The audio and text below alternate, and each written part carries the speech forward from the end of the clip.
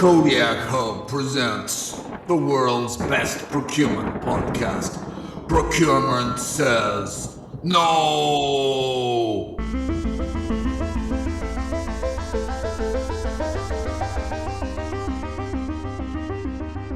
Welcome to Procurement Says No, episode 44, sponsored by the power of Kodiak Hub. Hello, Ed. How are you, sir? I'm very good. Very.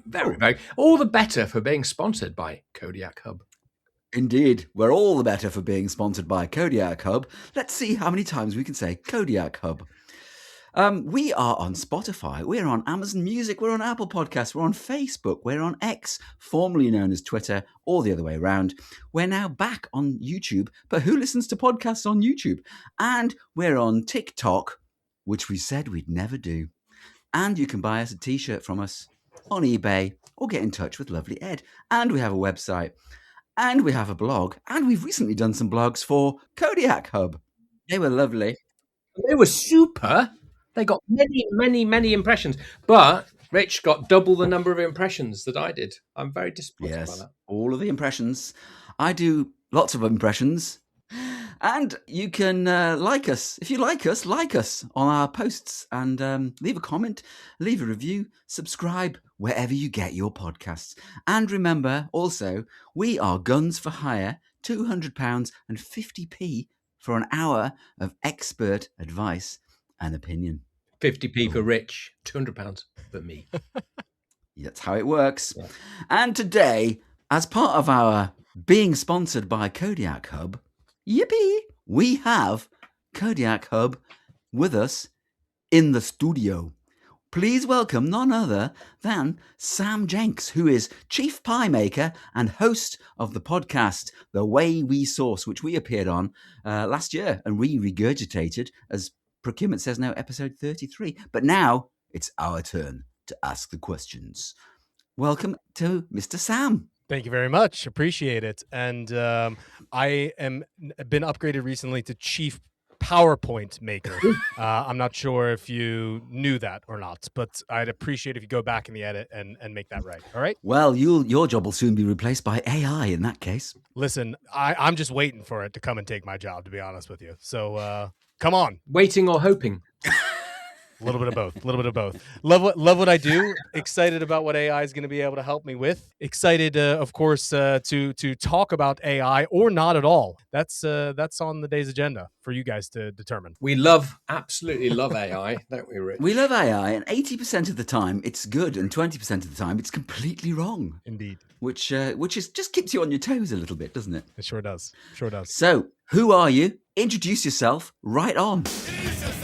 Sam Jenks, CRO at Kodiak Hub. I've been with the business since the third hire, so I've gotten to see the business through a lot of different stages. For those of your listeners that are not familiar with Kodiak Hub, first and foremost, shame on you.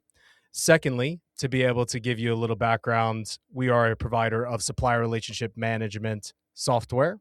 Our solution is really focused on embedded risk management, compliance, onboarding, quality management, performance, and collaboration. We are a SRM suite, and our solution is servicing businesses across manufacturing, energy utilities, retail, construction, and many others.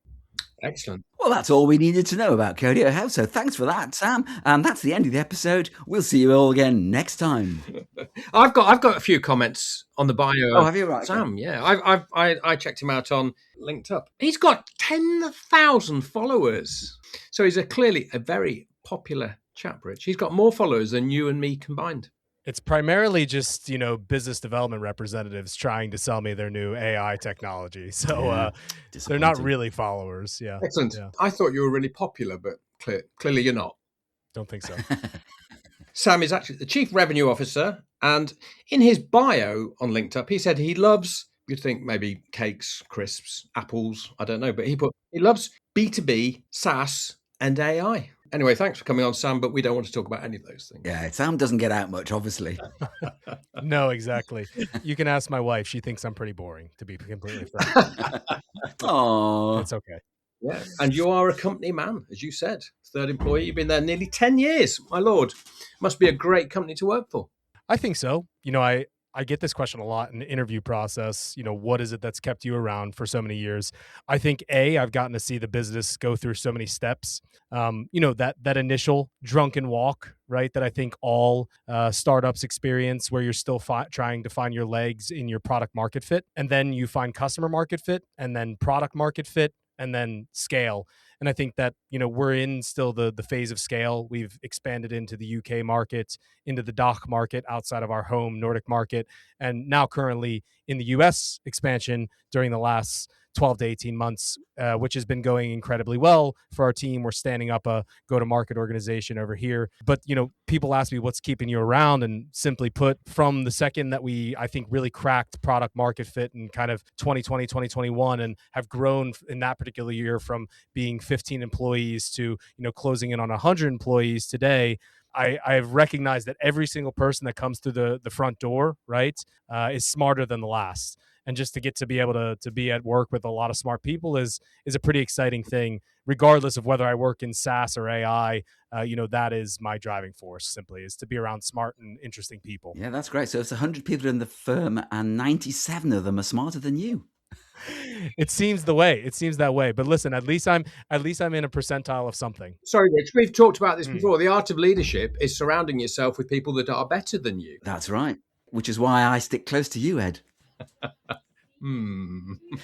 So what was the inspiration? Well, how did Kodiak Hub start? What was the kind of, did you spot a gap in the market? Did you use a competitive product and think, oh my God, or was it just divine intervention? Well, I think that it goes to our founding story of Malin Schmidt, who is the founder of the business.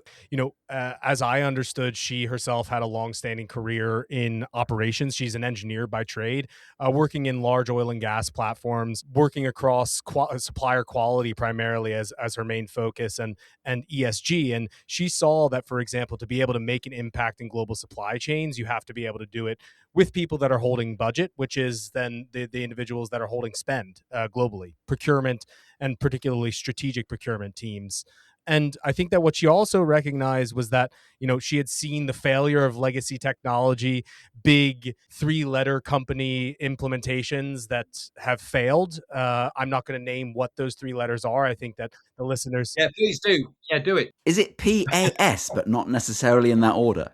Potentially. Regardless, no knock on them. I think that, they have been the vendor in the space for a long time. And of course, they've served the market. With that being said, I think that she saw the pitfalls of legacy technology. By the time you implement it, it's already legacy. And I think that, our approach and our model is to be able to put an operating system in the hands of procurement professionals to be able to be smarter, to be able to have an intelligence suite, but also an execution suite as a system of record, but also an action layer. And I think that the issue is that procurement has an abundance of information, data, and documentation at their fingertips, which Malin talks about all the time. And I think that the real nucleus of Kodiak was understanding, well, why the hell don't they have any insights, right? We have all this information, we have all this data, but what's the actual takeaways? What are the actionable insights? And how am I going to be able to execute upon these things? Well, the tools that are in the hands of 70% of the market are the ERP system and homegrown solutions and or Excel. Period, right? This isn't me saying that this is research, right? Yep. So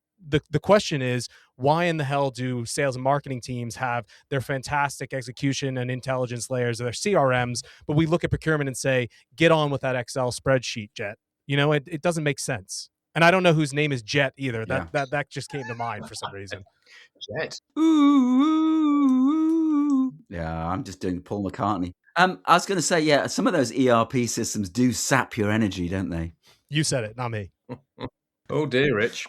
I like this actually. I was doing some research, and Spend Matters wrote this a while ago. Well, AI and Spend Matters wrote this. Well, I was just doing the research, and it said under market status, I quite like this. SRM is frequently treated as a poor stepchild to CRM, lacking investment and depth, and lacking modern technology. Salespeople invariably are sitting on a CRM tool, aren't they? And there's lots of big products out there. They're well used, whereas SRM solutions are still somewhat in their infancy across a multitude of industries, aren't they? I think. Yeah.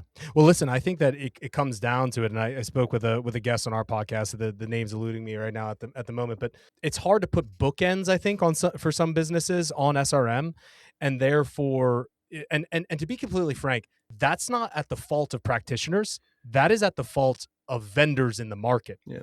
Right. No knock on Gartner, right? We're currently in discussions with them. They don't have an SRM category. No.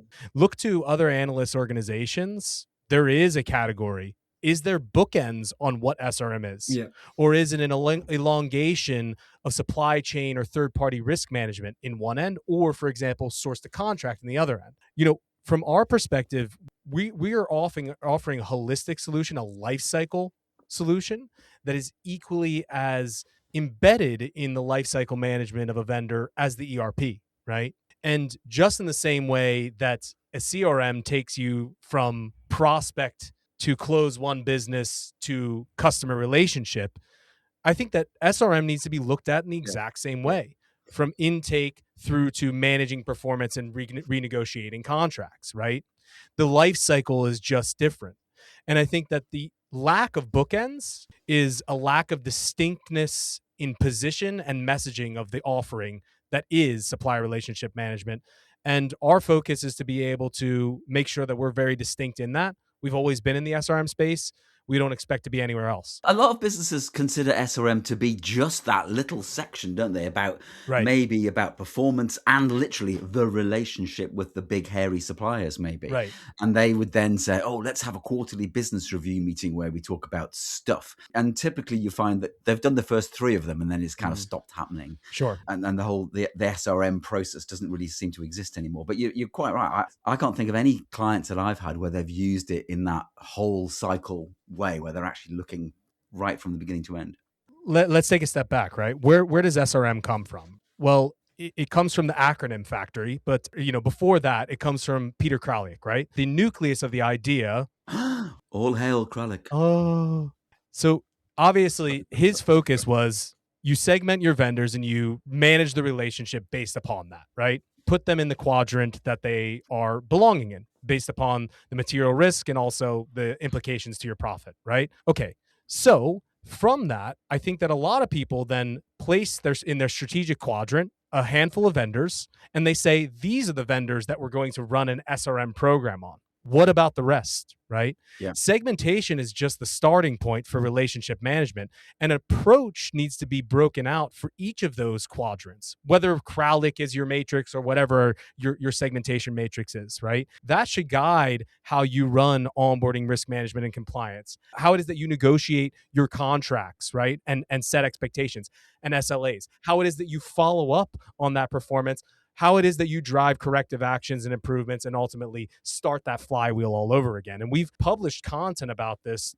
on the perspective of a flywheel, because when it's all said and done, it is that life cycle approach that's most important within the SRM space. Now, within Kralik's ideology surrounding SRM, one could easily place it underneath source to contract and say, this is what you do in SRM, right? You earmark your strategic vendors and you go and manage them, just as you mentioned there, Richard, right? With QBRs and improvement proposals and collaboration and innovation plans and joint co-working spaces. Great. That is absolutely an aspect of performance management, collaboration, and innovation management that is essential within SRM. But my question back is, how many businesses can be afforded the luxury of that their suppliers are actually going to be doing that? Very few, right? Yeah. If any. This is a dream that I think is rightfully a dream by so many businesses for collaboration and innovation pathways with their strategic vendors.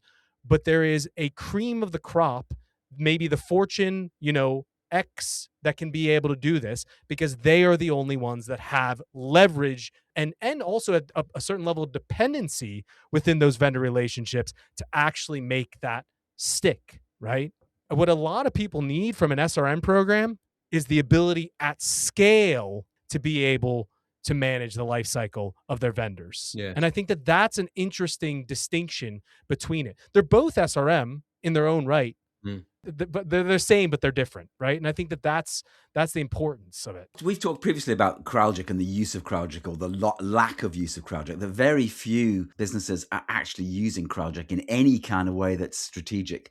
There may be one buyer using it, for their particular supplier suite, but it's very rarely used across the board, and it's very rarely used in a consistent way, I think. So my question, Sam, was SRM or is it supplier management?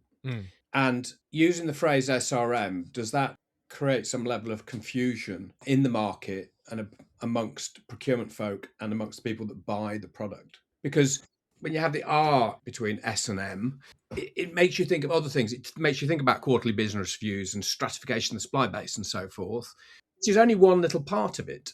Because supply management is about how I onboard my supplier, how I maintain that supplier record, lots of the sort of fundamental stuff. Yeah. How I make sure that I'm knowledgeable about what's going on with that supplier in the marketplace. And it's sort of performance and risk management. It's supplier development, I guess, the bit that we're talking about to some extent, supplier collaboration, which you mentioned, and then it's sort of the relationship management bit, which is maybe the SRM bit. I just wonder whether the term's misused and whether we should drop SRM and talk more about supplier management in describing the solution. Well, first and foremost, supplier management is, I think, an overarching, whether it's supplier management or supplier relationship management, it could easily be interchanged as the overarching category. Yeah. It's not quite as sexy to be able to say, though. You have to give me that, right? I think that the bottom line, though, is like, what is encompassed in that umbrella of whether it be supplier management or supplier relationship management, there is a requirement for a more distinct approach to it. And I agree with you. Supplier relationship management does encompass intake and onboarding and qualification. I think that this is actually an interesting point that you bring up. Could it be related back to what, for example, a procurement professional sees as a relationship? Yes. And that, for example, a relationship is actually transactional. Could there be some aspect of that within it? I'm not sure. Where I was coming from was that I think that if you're a procurement professional, and going back to Richard's point about CrowdChick and all that, it's like you think about SRM as focused on a small subset of your supply base. But the reality is increasingly these days, you need to understand all of your suppliers and what your risk profile looks like. So exactly, if you're working in, aerospace and defense, you need to know every supplier. If you're working in oil and gas, petrochemicals, that sort of stuff, you probably really need to understand all your suppliers from a strategic risk point of view. In other sectors, maybe less so, but not anymore. No. Not anymore. Yeah. So many moving parts in the marketplace, so much bad stuff happening, whether it's businesses going bankrupt more quickly, whether it's global turmoil, which we're seeing at the moment with all the madness going on in the world. My point about changing from SRM to SM is because you need to be looking at the whole supplier pool, not just a few of them. One small supplier that you've got no relationship with could take down your supply chain easily. So you should be thinking about the whole thing. And I think maybe, in my mind, supplier management might be easier for the buyer to get their head around. Yeah. Listen, to each their own on the semantics. For me, it's what's the content. And I think that we're aligned in what the content is. Equal to that, I think that we're also aligned on that, good supplier management or good supplier relationship management starts with segmentation and also is all encompassing. And I think that, and is a life cycle approach. And I think that that's the most important takeaway for anyone that's, maybe trying to put the bookends themselves on SRM or supplier management. And do you find that people who take the product, do they come to you with a specific narrow piece of functionality they're looking for, or are they looking for that suite of things? Yeah, listen, it's fair to say that the catalyst is very often driven by performance, whether that be, for example, the performance of the vendor base or, for example, the performance of their team. Typically speaking, like the landing perspective for a lot of businesses, I need a centralized view and visibility into my data and documentation. And the second piece of that is to gather all of this data and documentation and do the checks and balances required for qualification, compliance, risk management. It's way too manual. So, that is almost always the starting point, I would say, is an element of third-party risk management, onboarding, self-assessment, as well as then also the data and documentation management piece. So that is the reason why our solution is also modular. That is the reason why I would say that, our customer base is successful with adopting our solution, because they're adopting for the now, but they're growing into the elements of the platform that are, of course, essential to the ongoing relationship management, which is then quality management, performance management, collaboration. And I think that, Ed, that also goes back to the piece around supplier management versus supplier relationship management.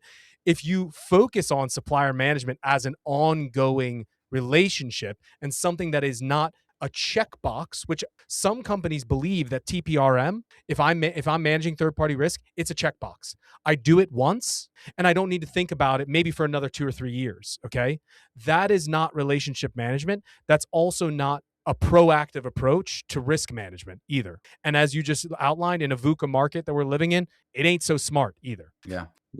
Yeah, I agree. So you say it's modular, Sam, in terms of the different functionality that you offer, but Yep. are each of those modules off the shelf, or are they customizable? How customizable are they? Or do you have specific kind of processes for particular industry types, or is it a free for all? How does it work? So our solution is most certainly elements of out of the box. We try and strike the balance between out of the box and configurability, Yeah. right? Which I think is the beacon of any good SaaS or AI provider, is that there is an element of best practice and then an element of creating it for your own world, right? Our solution's broken down into 8 modules that surround kind of our baseline platform. The baseline platform being, for example, information, data, document management, the capabilities to be able to have workflows, whether those be internal workflows or external workflows, a collaboration space, and then also reporting capabilities, obviously, right?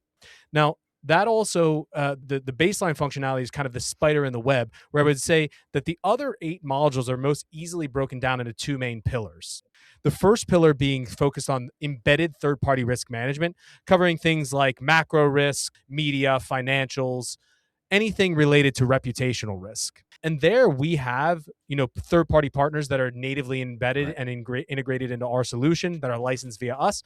But we also have a bring your own license model, right? You already have a Dun & Bradstreet. You already have an EcoVadis. Great. Don't go jumping between interfaces. Plug that into our scorecards so you can have a more robust 360-degree view. Again, embedded third-party risk management. The other pillar of the solution is really focused on the process orchestration and kind of like the automation of things that otherwise people are doing pretty manually. Everything from intake and registration to onboarding and a self-assessment, quality management in the form of audits, as well as then performance evaluation as well. And so, just on a scale of implementation ease, where do you stand on if 0 is TikTok, or Tic Tac as we like to call it?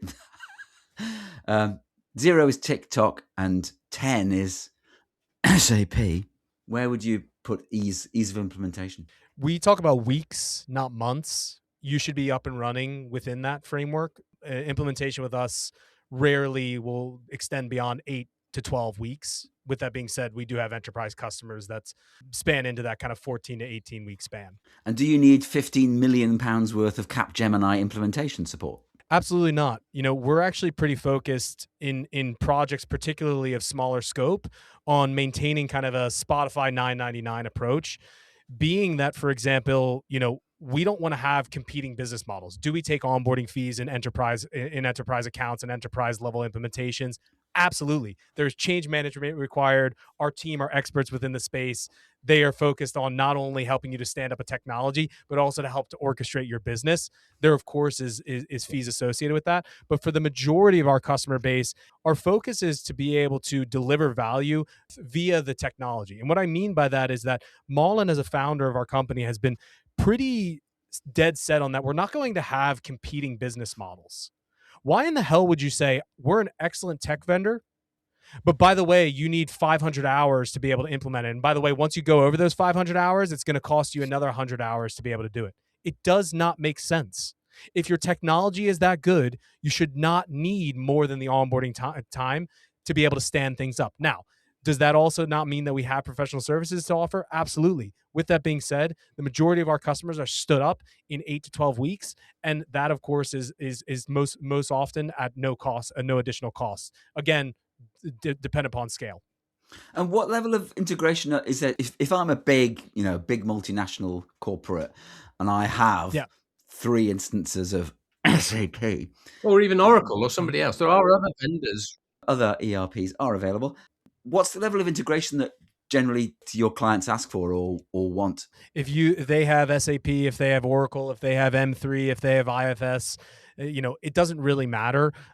If you have an ERP, 75% of the time, the ambition for that business is to integrate, whether that's at the onset or, for example, over time. Why is, of course, because that's where the master is typically sitting. I think that that time frame can be able to be squeezed into the onboarding as well. That's always a very interesting perspective of how is it that the integration is playing into the why, right? An integration for us into an ERP is never a perspective of can we do it. It's always a perspective of why are we doing it and how long is it going to take. And there's two main use cases. The first one being master data management, right? To ensure that if there's qualification and approval happening in Kodiak, that's mirrored in the ERP and vice versa. The other perspective is to be able to manage the quantifiable aspects of performance. If, for example, you're in a manufacturing context, you have very rich quantitative data sets surrounding a vendor's performance that we want to be pushed into Kodiak, and that you don't need to be a business analyst to be able to analyze because they're quantified in the forms of ratings, good, bad. If you know a RAG system, then you're able to understand in our scorecards, hey, is this vendor doing well or are they doing poorly within this particular KPI area? So that's our perspective on ERP. It's our friend. An ERP cannot do what an SRM can do, and vice versa. We almost always live in parallel to an ERP, and we like to be able to do so. Why? Is because the ERP is the transactional layer. The SRM is the intelligence and the execution layer, right? And that's the way that we see it. And the insight layer, I guess, yeah. And the inevitable question, how much AI have you got inside it? From our perspective, there's different journeys that you can take as an organization, both as a vendor, but also, for example, as an organization. It starts with being AI enabled, starting to utilize capabilities such as prompting capabilities, intelligence layers that you can be able to ask questions to that will be able to search and extract things quickly, OCR, document extraction and information. Those are elements that we have applied in our solution. Then there's another piece that's kind of AI powered, where you're getting pushed insights, right? Or suggested actions by the AI. That is the next step in a lot of people's maturity. And beyond that, it becomes the perspective of AI native, becoming more autonomous. Yes. Focus on the journey, right? Focus on walking, crawling, walking, and running, right? Before you don't need to be an AI native team tomorrow. You do need to be an AI enabled team tomorrow, though. And you probably need to be an AI powered team within a short period of time.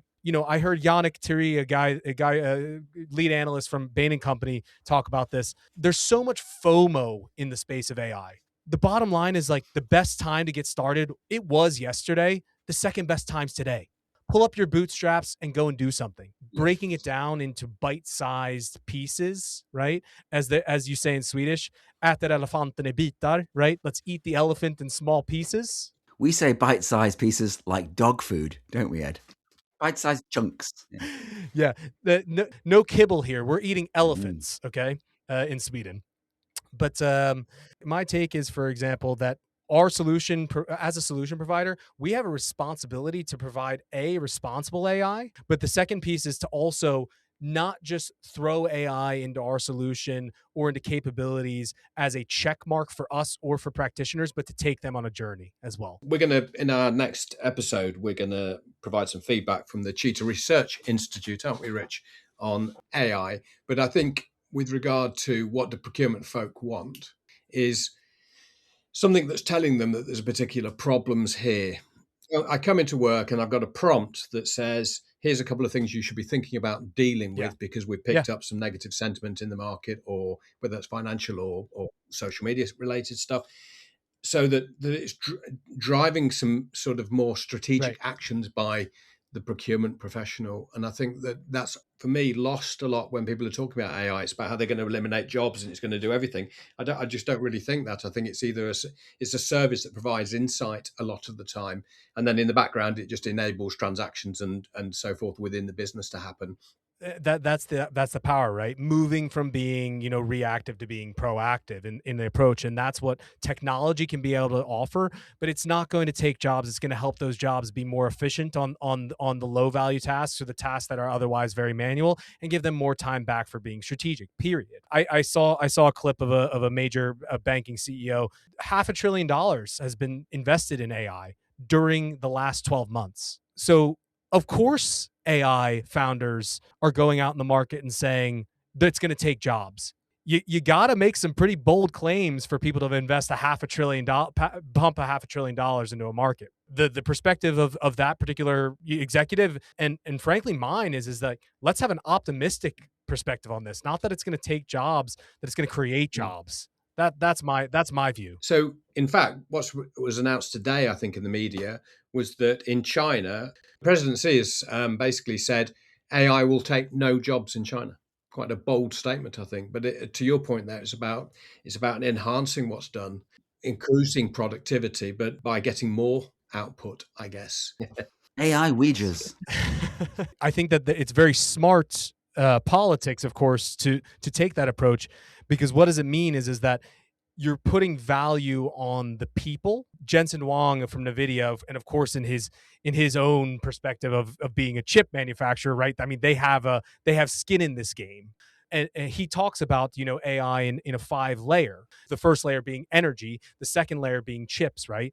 And China has an abundance of energy, which means that, for example, the models, and the applications at the top layers that we're actually interacting with are pretty redundant if you don't have the energy source. And I think that he's looking at it from a perspective of, we're going to have to create more energy. We're going to have to create more chips. Not, for example, these models and these apps are going to take people's jobs. And I think that that's a deeper approach. That's probably quite smart politics, of course.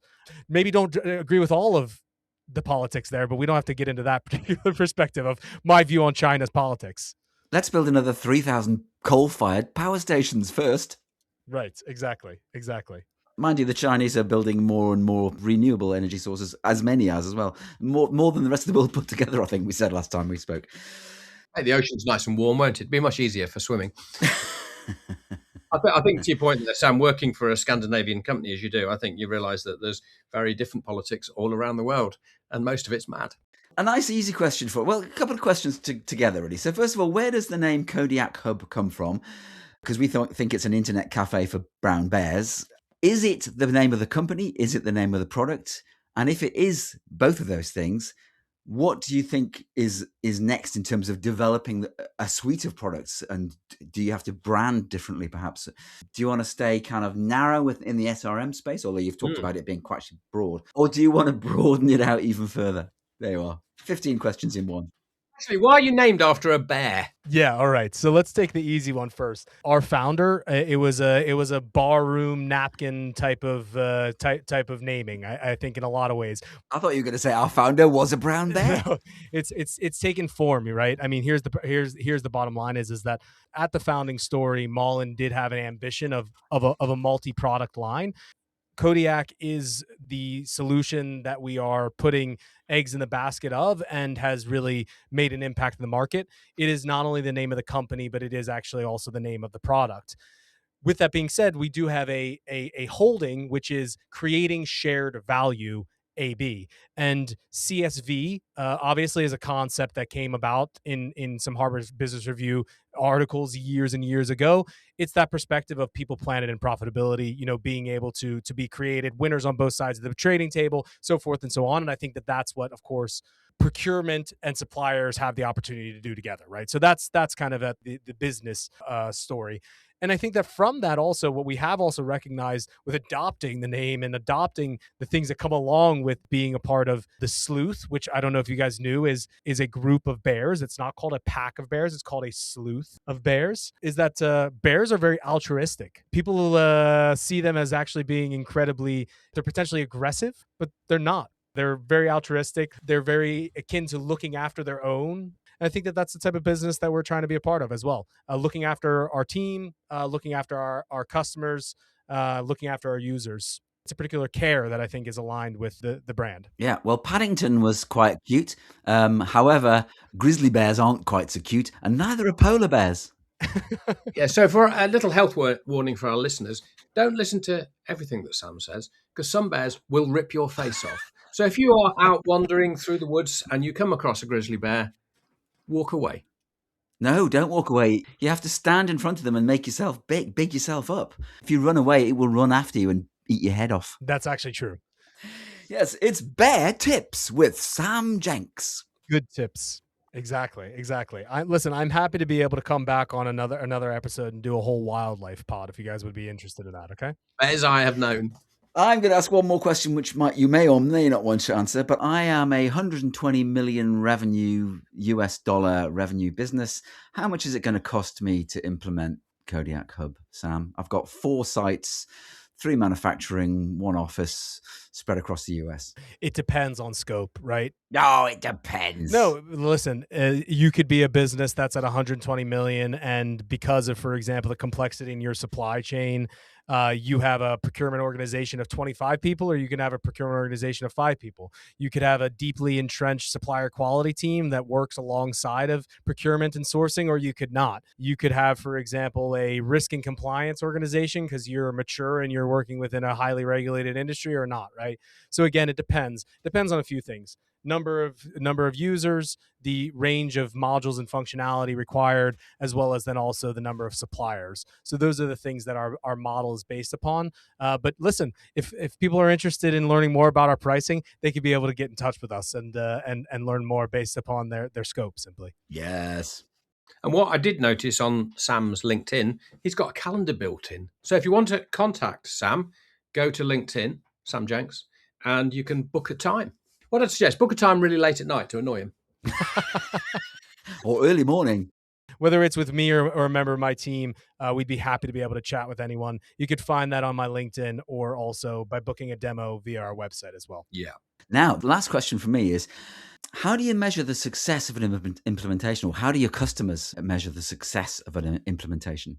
Well, we do strategic success planning with any of our customers, and success criteria I do think changes based upon the customer that we're speaking with, what the catalyst for change was in their business, and what their business goals are. But for me, what is success is that we are able to help that procurement, sourcing, supply chain, or supply quality organization be seen as a value driver in the business and doing our little part within the perspective of technology to support them in being that.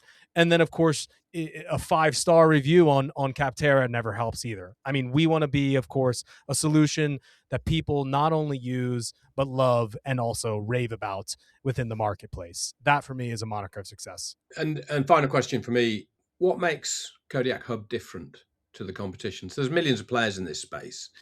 Very mixed, I would say, from the reports I've read, into offering all sorts of different types of SRM, SM service. What is the secret sauce? What makes Kodiak different? Well, I think that it comes down to, while it's a la carte, in its entirety as an SRM suite, you're hard pressed to find another solution provider that has embedded third-party risk management, onboarding, compliance, qualification, quality management, performance, and collaboration all in one place. You can't find it in another solution provider like ourselves. That also means that we are serving a distinct white space in the suites that, of course, makes us a unique provider in the market. The other piece, of course, is speed. I heard Chris Salchuk, who's an analyst at Hackett Group, speak the other day. Speed is the new currency of business. It's not about who can be able to spend the most, going from idea or want to actual implementation. That's the new moniker of success, right? Our ability to be able to make impact fast with speed, right? Time to value is a very short one. Yeah. And, that comes in various ways. Good user interface and experience. Well, of course, they're going to be speed to adoption, which means then speed to time to value, right? And I think that it's all encompassing from that perspective of speed. And remember, kids, other hard drugs are available. Right. I'm going to give you one last test here. I want you to name in 20 seconds as many bears as you can. Ooh, okay. Let's go for the panda bear. And then we'll go for a red panda bear. Then we'll go for a polar bear. After that, we'll go for a grizzly bear, a black bear, the American brown bear, let's see here, Gobi bear, a bear of the desert that many don't remember. Yeah, that and then I think the last one would have to be the Kodiak bear. Yeah, boom, shakalaka. That is absolutely correct. I was actually going to suggest Winnie the Pooh, Baloo, Paddington, Yogi, Kung Fu Panda, Fozzie Bear, Care Bears, or Rupert the Bear. Hey, they all work. Who's your favorite out of those, Sam? I'd like to say Winnie the Pooh. If I'm not mistaken, I saw one of the first editions of Winnie the Pooh in the Wren Library in Cambridge one time when I was traveling there to see my wife's sister graduate, and that was a pretty cool moment. Who's your favorite out of those, Ed? Just for completion. Kung Fu Panda. I'm going to go for either Fozzie Bear or Yogi Bear. I'll go Fozzie Bear, because this is like the bloody Muppet Show. Right, anyway, and on that bombshell, thanks to Sam. Thank you for your time today. Thank you for filling in all the gaps. We now know everything we need to know about Kodiak Hub, and it's lovely. Thank you guys for having me on. Appreciate it. That's great. Thank you. We'll have you back in a few weeks to talk more about bears. Sounds good. Thank you so much for today. Cheers. Super. Cool. Thank you all.